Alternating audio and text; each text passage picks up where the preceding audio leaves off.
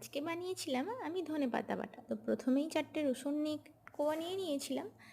দেন তারপর কড়াইতে সর্ষের তেল দিয়ে দেন তাতে কালো জিরে ফোড়ন দিলাম, শুকনো লঙ্কা ফোড়ন দিলাম আর রসুন দিলাম, দিয়ে ভালো করে ভেজে নিলাম।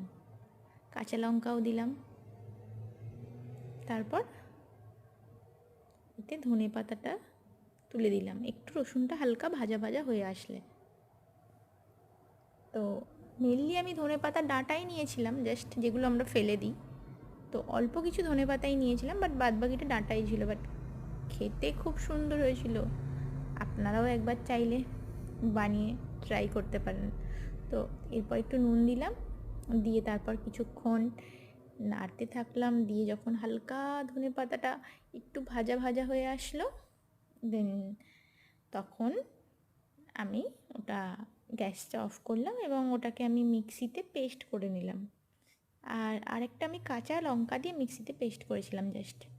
তারপরে ওটা জাস্ট আমি ওই কড়াইতেই আর একটু সামান্য সর্ষের তেল দিয়ে ওটা ঢেলে দিয়ে নুন দিয়ে নাড়তে থাকলাম। দেনেতে আমি একটু লঙ্কার গুঁড়ো দিলাম, তারপরে দিলাম 1/4 ভাগ লেবুর রস, একটা লেবুর।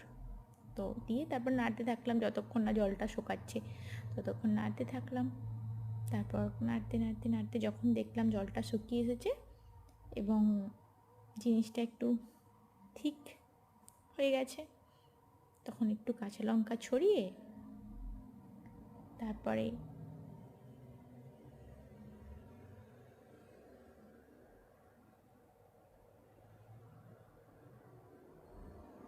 আরও কিছুক্ষণ নাড়বো। নেড়ে যখন দেখবো একদম পুরোপুরি শুকনো শুকনো হয়ে গেছে, তখন নামিয়ে নেব।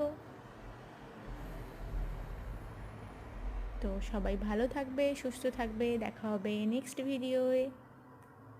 আর যদি আমার এই ভিডিওটা ভালো লেগে থাকে তাহলে প্লিজ একটা লাইক, একটা শেয়ার, একটা কমেন্ট অ্যান্ড আমার চ্যানেলটাকে সাবস্ক্রাইব করে দিও।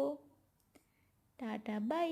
হ্যাঁ, বলতে ভুলেই গেছিলাম, আর লাস্টে একটু রসুন গুঁড়ো দিয়েছিলাম, দিয়ে নামিয়ে নিয়েছিলাম। টাটা। হাই, আজকে আমি করেছিলাম ধনেপাতা বাটা। তো প্রথমেই 4 কোয়া রসুন নিয়েছিলাম, সেটাকে ভালো করে কুচি করে নিয়েছিলাম। তারপর কড়াইতে তেল দিয়েছিলাম, তাতে দিয়েছিলাম কালো জিরে ফোড়ন, তাতে রসুনগুলো তুলে দিয়েছিলাম, দিয়ে তাতে দিয়েছিলাম শুকনো লঙ্কা, কাঁচা লঙ্কা। তো সেটা আমি জাস্ট 2 মিনিট ভাজার জন্য সময় দিয়েছিলাম।